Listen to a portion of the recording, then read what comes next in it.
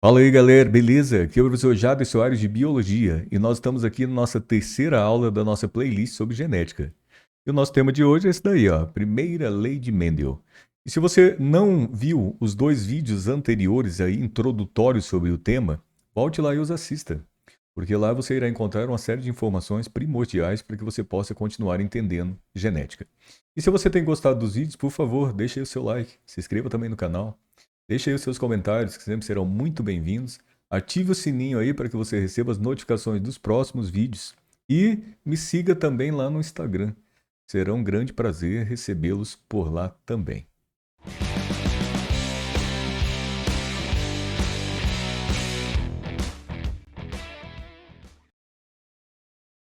Bem, galerinha, para a gente falar sobre a primeira lei de Mendel, né? Então, iremos falar da primeira neste vídeo e a segunda em vídeos posteriores.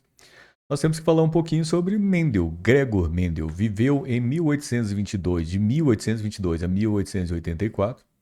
A maior parte da vida dele ele viveu em um mosteiro, como um frade agostiniano católico, e é sabido que ele é chamado aí de o pai da genética, né? Que foi ele que propôs alguns trabalhos aí com ervilhas, das plantas que ele utilizou, que fundamentou as bases da genética e as leis da hereditariedade. E esses trabalhos aí, eles foram aí publicados em 1865, oralmente, em 1866, por escrito. Então, por isso que de vez em quando você pega os trabalhos de Mendel, 65, 66. Então, tem alguns autores 65 ou 66. Leva em consideração a apresentação oral em 1865 e o trabalho por escrito em 1866. E tem umas curiosidades aí sobre o trabalho de Mendel. Ele foi lançado nessas datas, mas ele permaneceu ignorado até por volta de 1900, quando alguns cientistas encontraram os trabalhos de Mendel, e aí sim verificaram a importância desse trabalho e que realmente entenderam que o Mendel estava querendo dizer, né? E que os dados de Mendel, então, fundamentam hoje a genética, que é uma ciência extremamente importante atualmente. E geralmente as pessoas perguntam por que ele trabalhava com ervilhas. Mendel, ele trabalhou até mesmo com animais, mas as ervilhas ele teve uma facilidade maior em trabalhar pelo fato de ser uma planta de fácil cultivo. Ela poderia ser facilmente polinizada artificialmente. Ela tem um ciclo de vida rápido. Ela produz uma grande quantidade de descendentes. Então, a ervilha não foi totalmente ao acaso essa escolha. Então, é uma planta que ficou bastante, né? Mendel e ervilha são duas coisas ligadas, né? Sempre você vai ouvir falar sobre os dois. E aí, para a gente começar, eu vou começar então falando sobre a primeira lei, que pode receber outros nomes. Ela pode ser chamada de monohibridismo ou ainda lei da pureza dos gametas. Eu vou te mostrar um esquema aqui do lado que vai justificar o porquê desses outros nomes. Aí Mendel dizia o seguinte, na sua primeira lei: uma característica é dada por um par de fatores e esses fatores eles se separam durante a formação dos gametas. Esse é o enunciado da primeira lei. Então você tem uma característica, não importa qual ela seja, ela é dada por dois fatores, ou seja, um par de fatores. Hoje esse termo fatores nós podemos substituir por alelos, né, o tranquilo. Então alelos que são formas alternativas, né, de um mesmo gene que ocupem um mesmo locus, né? Então por isso que é tão importante você assistir os vídeos anteriores, que tem uma série de coisas que eu vou dizer agora nesse vídeo que se refere aos vídeos que já estiveram, que nós já falamos nos vídeos introdutórios. Então é importante que você realmente volte lá. E você tem ali esses dois fatores, então pode ser substituído por dois alelos atualmente, né? Então Mendel não disse alelos, dois fatores que se separam na formação dos gametas. Então, se nós tratamos de uma característica e de um par de fatores ou um par de alelos, por isso que a primeira lei pode ser denominada como monohibridismo. Ou lei da pureza dos gametas. Então significa o quê, né? Então ele está falando ali, ó, uma característica é dada por um par de fatores. Aí você tem separação dos gametas. Então você tem um dos representantes vai para um gameta, o outro representante do par vai para outro gameta. Então o gameta não recebe os dois, ele recebe um ou outro. Então, portanto, lei da pureza dos gametas é muito lógico também. Aí eu preciso pegar isso aqui e explicar melhor, porque isso daqui é apenas o enunciado. Então agora a gente vai ter que entender realmente como que a coisa funciona. Então é o seguinte, eu vou colocar ali para você, e Mendel analisou várias características das ervilhas, e uma delas foi a cor da semente. Aí ele dizia lá, você tem a semente verde, você tem a semente amarela. Aí a semente amarela, um dos genótipos possíveis, lógico, uma característica é dada por um par de fatores, ou um par de alelos. Os dois alelos aqui são Vzão. Então, portanto, você tem dois alelos dominantes. Então, hoje nós chamamos ela de homozigota, sim. Então, Mendel geralmente chamava o homozigoto de puro, e depois eu vou discutir isso melhor com você. Mas ali não importa. Importa que amarelo ali, uma característica, é dada por um par de fatores que se separam na formação dos gametas. Então, os dois fatores ali, eles não vão ao mesmo tempo, ou seja, os dois genes, os dois alelos ali, eles não vão ao mesmo tempo para o mesmo gameta. Não, então vai um para uma gameta e outro para o outro gameta. Então, ali embaixo tem os gametas, portanto, o gameta é Vzão e o outro Vzão. Então, o gameta não pode ser Vzão, Vzão, não pode, porque você tem a separação dos pares ou do par de fatores na formação do gameta. Então, o gameta só recebe um representante do par, o outro gameta é o outro representante. E, portanto, a ervilha amarela, ela não obrigatoriamente ela tem apenas esse genótipo Vzão, Vzão. Ela pode apresentar um genótipo Vzão, Vzinho. Então, ela pode ser heterozigota. Então, nesse primeiro caso, né, hoje, modernamente, nós chamaríamos ali o primeiro caso de homozigoto dominante e o segundo caso nós chamaríamos ali de heterozigoto. E você tem dois alelos diferentes. Então, quando você tem dois alelos iguais, Vzão, Vzão, é o homozigoto dominante, né? E ali você tem heterozigoto, que você tem Vzão, Vzinho. Ou seja, são alelos diferentes. Agora, há consequências, lógico. Por quê? Porque você vai ter ali uma característica dada por um par de fatores, um par de alelos, que se separam na formação dos gametas. Então, você vai gerar ali dois tipos de gametas. Você tem de um lado um tipo de gameta que vai receber o gene dominante, que é o Vzão, e outro tipo de gameta que vai receber o gene recessivo. Então você tem dois tipos. Ali no primeiro caso você tinha apenas um tipo de gameta, porque Vzão e Vzão são iguais. Vzão e Vzinho não são, eles são diferentes. Um gene dominante, um que recebeu o gene dominante e o outro que recebeu o gene recessivo. E aí, além disso, nós temos que lembrar da verde, né? Ervilha verde, você tem outra característica, que é dada por um par de fatores, só que o par de fatores é Vzinho, Vzinho, que se separam na formação dos gametas. Uma vez que você tem a formação de gametas, você vai ter gameta Vzinho, gameta Vzinho. Não tem como ser diferente. Você tem um par Vzinho, Vzinho, Vzinho para um lado, Vzinho para o outro, gameta Vzinho e outro gameta Vzinho. Então, isso é importante que você tenha uma visão global e geral dessa situação, para que você possa compreender coisas fundamentais e básicas. Então vamos continuar. Só que agora eu vou te mostrar uma coisa meio de forma genérica, só para a gente discutir um pouco algumas coisas importantes. Então olha só. Ali em cima aqui, bem em cima aqui, eu tenho um gameta masculino. Só que esse gameta masculino, a primeira coisa que eu vou colocar ali para você, eu vou ampliar o núcleo dele, e porque lá no núcleo é onde eu posso encontrar o material genético. Eu já disse para você que cromossomo é material genético DNA, então é tudo a mesma, fundamentalmente é tudo a farinha do mesmo saco, ou seja, são conceitos extremamente relacionados. Por quê? Porque um cromossomo nada mais é do que uma longa molécula de DNA. E quando você pega os genes, eles são segmentos do DNA. Então, se eu falar para você que os genes estão no DNA, os genes estão no cromossomo, então é basicamente a mesma história. Só que aí é o seguinte, eu vou pegar esse núcleo ali e ampliei ele para eu colocar um cromossomo dentro dele. Então aquela linha ali representa um cromossomo.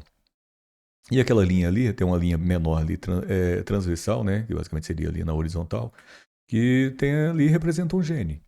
E esse gene eu vou chamar ali, representa um alelo que eu vou chamar ali de azão, que é um gene dominante. Então nós já discutimos isso, os genes dominantes são representados com letra maiúscula, os genes recessivos com letra minúscula. E aí, geralmente, você fala assim, mas aquele gene ali, obrigatoriamente, ele tem que ser azão? Não.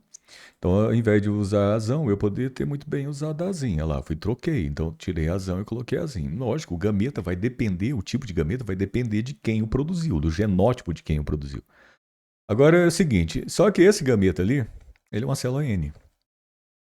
Então, célula N e célula 2N também fez parte dos vídeos introdutórios aí sobre a genética. Então, por isso que é tão importante você voltar lá, para que você possa continuar realmente entendendo. E essa N é uma célula haploide, ou seja, são células que não têm cromossomos aos pares. Não tem cromossomos aos pares. Então, se ela não tem cromossomos aos pares, ela é N ou ela é haploide. Agora, se ela número de cromossomos ali, ela pode ter assim 1, 2, 3, 4, não importa o número, mas importa que se ela é uma célula N, ela não pode ter cromossomos aos pares. Eu vou colocar um ali só para não entulhar, e logicamente você entendeu com 1, com 2 e um par, você vai entender com qualquer número que apareça. Aí eu vou pegar agora o gameta feminino. Só que o gameta feminino é o seguinte, o gameta feminino, ele também é uma célula N, ele é uma célula haploide. E se ele é uma célula haploide, ele não tem cromossomos aos pares. Então, portanto, eu vou lá e vou colocar para você um cromossomo. Aí aquele cromossomo deu para você perceber que ele tem o mesmo tamanho do lado de cima, que está lá no gameta masculino, ele tem a mesma forma que aquele lá, e também tem os mesmos locus gênicos, ou seja, eles têm os mesmos loci, que é uma palavra no plural, mas eu vou colocar um locus ali, porque eu estou falando, logicamente, só de um par de genes. E aí eu vou colocar ali para você um gene azinho. Posso colocar azinho? Posso. Aí você, mas obrigatoriamente eu tenho que colocar azinho? Não, eu posso colocar outro gene? Sim, eu posso tirar azinho e posso colocar azão, por exemplo. Então, lógico, o gameta, o gene, o alelo que o gameta tem, vai depender de quem deu origem, o genótipo de quem deu origem a esse gameta. Sim, se você, o que eu te mostrei no slide anterior. Então, tem tudo a ver com isso daqui. Só que aí você vai ter que perceber o seguinte, olha aqui, sendo o gameta N e o outro gameta N, você não tem cromossomos aos pares, nem no gameta masculino e nem no gameta feminino. Só que aí vai acontecer a fecundação. Quando ocorrer a fecundação, é a união do gameta masculino com o gameta feminino, com a formação do zigoto. E o zigoto também conhecido como célula-ovo. Só que aí, no núcleo da célula-ovo ou zigoto, você tem a formação de pares de cromossomos. E esses pares de cromossomos, então, deu para você perceber que eu vou colocar ali para você, ó. Então é o seguinte, o gameta masculino doou um determinado cromossomo e o gameta feminino doou outro cromossomo. Só que esses cromossomos, eles formaram pares dentro dessa célula. E a partir disso, eu vou colocar ali para você o seguinte. Você tem um dos cromossomos que tem um gene ali que é azão. Basta você olhar para o lado aqui, você percebe que quem doou esse gene azão para esse zigoto foi a mãe, o gameta feminino. E se você pega do outro lado, logicamente ocupando o mesmo locus, só que com um alelo diferente ali, você tem o azinho, que basta você olhar do lado que foi doado pelo pai. Ok? Então, azão veio da mãe, azão está no cromossomo que veio da mãe, o azinho está no cromossomo que veio do pai. São alelos, que são formas alternativas do mesmo gene ali. Por quê? Porque esses genes ali estão na mesma posição relativa, ou seja, eles estão no mesmo locus, e estão relacionados à mesma característica. Então, tudo isso já foi discutido aí nos vídeos introdutórios. Então, mais uma vez, por isso que é importante você ir lá assisti-los. E a partir disso, você tem ali a formação de pares de cromossomos, sim. Só que ali você vai ter que notar o seguinte, olha aqui. Observe agora o gameta feminino. Eu vou fazer uma modificação nele, ó. Gameta feminino. Ao invés de colocar azão, eu vou tirar o azão e vou colocar azinho. Percebeu? Eu vou voltar aqui, ó. Tirei azão, tava azão. Eu vou tirar o azão e vou colocar azinho. Aí você, mas você mudou, você tirou o alelo azão e colocou o alelo azinho, isto. Aí deu para você perceber? Não, acho que isso depende do tipo de gameta e depende do tipo de ser que deu origem a esses gametas. E que se eu quiser colocar azão, azinho, azinho, azão, azão, azão, então eu posso, fica à vontade. Dependendo do tipo de ser que deu origem, são os mais diversos tipos de gametas que podem aparecer. Eu só tô te mostrando isso para não ficar só um tipo, sabe? Tipo assim, imaginar que sempre será assim? Não. Então se eu troquei ali, tirei azão e coloquei azinho, o que eu vou ter que fazer? O zigoto, logicamente, ele não vai ser azão, azinho mais. Ele vai ser azinho, azinho. Ok? Então, só para você perceber que pode ser de um jeito ou pode ser de outro jeito, depende do gameta. A união de dois gametas, você sabe ali que um gameta masculino tem azinho e o feminino tem azinho. Lógico, o zigoto será azinho, azinho. Ah, o gameta feminino é azão, o outro é azinho. Então, azão, azinho. Você tem o feminino azão e o masculino azão. Lógico, vai ser azão, azão. Sempre assim. Só que essa célula zigoto é uma célula 2N. Por quê? Porque ela é diploide. Agora, o que significa? Significa que ela tem cromossomos homólogos aos pares a partir de agora. São cromossomos homólogos aos pares? Sim. Então, o que são cromossomos homólogos? São cromossomos que são semelhantes, eles têm o mesmo tamanho, a mesma forma, eles têm os mesmos loci gênicos, mas eles não obrigatoriamente têm os mesmos genes, mas eles têm genes nas mesmas posições relativas que estão relacionados às mesmas características. Então, portanto, célula 2N tem cromossomos homólogos aos pares, que nesse caso agora aqui foi produzido, ou seja, essa característica de estarem aos pares foi possibilitada devido à fecundação. O gameta masculino tinha cromossomos aos pares? Não. O gameta feminino tinha? Não. Agora, quando uniu o masculino com o feminino, sim, formou pares de cromossomos. Então, por exemplo, nós humanos, nós temos 23 pares. Só que aí, se você pega 23 pares, se você pega, por exemplo, par 1, um veio de sua mãe, o outro tem que vir do seu pai, obrigatoriamente. Segundo par, um veio de sua mãe, o outro tem que vir do seu pai. Então, esses pares de cromossomos sempre são um materno e um paterno, sempre. Um que veio da porção masculina e outro que veio da porção feminina, sempre. Isso é notório. E aí sim, depois dessa visão geral e global, nós voltaremos aqui à questão das ervilhas. Então, olha só. Eu vou colocar ali um cruzamento P para você, que é um chamado cruzamento parental. O primeiro que você pega ali é o primeiro. O primeiro que você pega é o cruzamento parental. Você vai lá e coloca P. Só que ali você precisa saber o seguinte, olha aqui. O que Mendel dizia, né? Ele falava que cruzava ervilhas amarelas puras com ervilhas verdes puras. Então, pura foi o termo que ele utilizou. Hoje nós utilizaríamos, então, homozigota dominante ou homozigota recessiva, ok? Então ele cruzava amarelo com amarelo, amarelo com amarelo, só dava amarelo. Então ele classificava ela como pura. E pegava verde, cruzava com verde, só dava verde, verde com verde, tá? E classificava ela como pura. E aí hoje nós chamaríamos de homozigota dominante, a amarela, do jeito que ela está ali, o genótipo Vzão, Vzão, e a verde, homozigota recessiva, do jeito que ela está ali, Vzinho, Vzinho. E aí, o que você vai ter que fazer sempre? Você vai ter que pegar, para você realizar cruzamento, você vai ter que achar gameta. Agora é o seguinte, o que diz a primeira lei? Uma característica é dada por um par de fatores, que se separam na formação dos gametas, gerando gametas puros, ou seja, com um representante dos alelos, nunca os dois. Aí se você pega Vzão, Vzão, separa Vzão, só dá um tipo de gameta, não tem como dar outro. Então é o seguinte, vai assim, Vzão. Aí você pega Vzinho, Vzinho. Aí separa Vzinho para um lado, Vzinho para o outro, só dá Vzinho, não tem como dar outro. Não tem diferente, não é Vzão, Vzinho, é Vzinho, Vzinho. Então os gametas ali serão fundamentalmente todos iguais. E aí, se você pegar e se cruzar, você vai cruzar o quê? Você vai cruzar os gametas. Lógico, você vai fundir os dois gametas para a formação de novo ser. E aí você vai formar ali F1. Só que Mendel percebia o quê? Mendel percebia que quando ele cruzava essa ervilha amarela pura com a verde pura, dava um F1 100% amarela sempre. Só que aí, obrigatoriamente, você tem que notar que se você une os dois gametas, o genótipo dessa F1 seria Vzão, Vzinho. Vzão, Vzinho por quê, né? Porque ela herdou esse gameta, ou seja, esse alelo Vzão do gameta ali produto do Vzão, Vzão, e também recebeu o Vzinho, que é o gameta, ou seja, o gene, o alelo que veio do gameta produzido pela ervilha verde. Então, se unindo o gameta Vzão com o gameta Vzinho, só pode dar Vzão, Vzinho. E aí é o seguinte, o que ele fez? Ele pegou essas duas aqui e cruzou. Então, ou seja, ele cruzou duas ali que tinham o mesmo genótipo. E, ou seja, Vzão, Vzinho, cruzou com Vzão, Vzinho. E, lógico, se ele fez isso, ele obteve F2. Agora, se ele obteve F2, F2 é o produto do cruzamento a partir de F1. Então, é a filiação 2 ali, né? Então, já é os descendentes de F1. Só que aí, você vai ter que lembrar do seguinte. Toda vez que você ouvir falar sobre a primeira lei de Mendel, você vai ouvir aí falar sobre o quadro de Ponnet. Quadro de Ponnet, ele mostra o quê? Ele mostra as possibilidades de encontro de gametas para a formação dos genótipos. Assim, não entendi. Então, olha só e presta atenção. Eu vou colocar ali dois símbolos, um símbolo masculino e um símbolo feminino. Eu quero dizer o seguinte, a partir de agora você vai olhar F1 e vai determinar para mim qual ou quais são os tipos de gametas que cada uma daquelas ervilhas amarelas de F1 produz.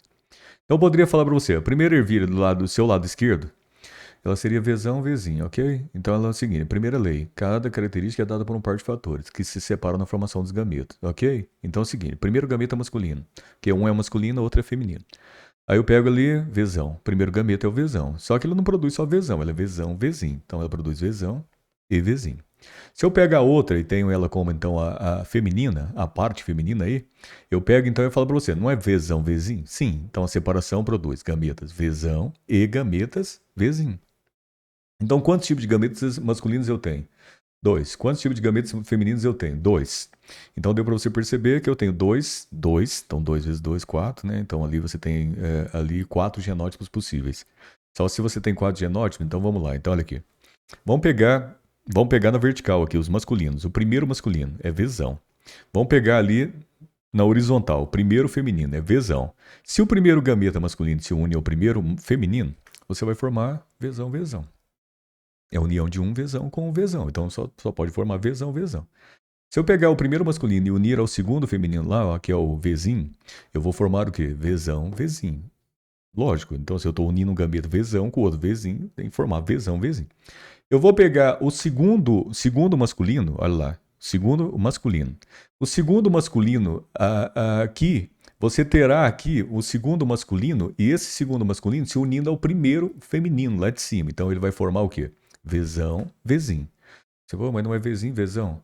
Cara, existe um padrão em genética. Primeiro a gente coloca o gene dominante, depois o recessivo. Então, assim, não importa ali feminino, masculino, não vai fazer diferença. Então você vai colocar Vzão, Vzinho. Não vai ficar colocando Vzinho, Vzão. Vzão, Vzinho.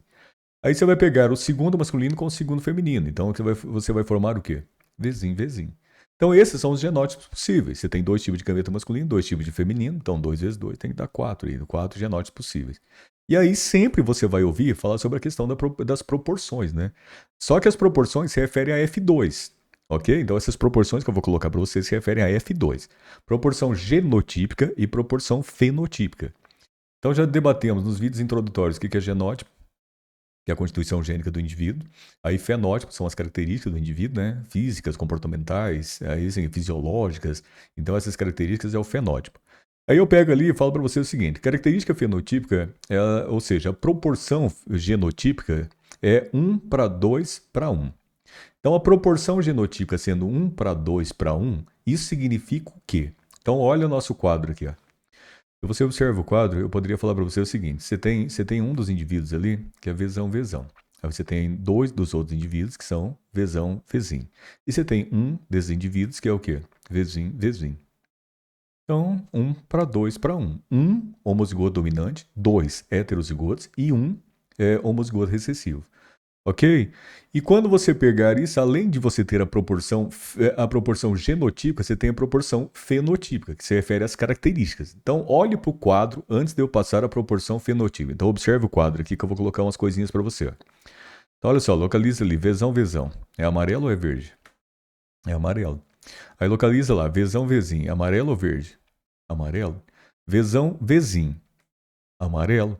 E Vzinho, Vzinho. Verde. Então, portanto, a proporção fenotípica, eu vou colocar para você que ela é 3 para 1. Agora você fala assim, pô, mas qual que é a diferença de proporção genotípica e fenotípica?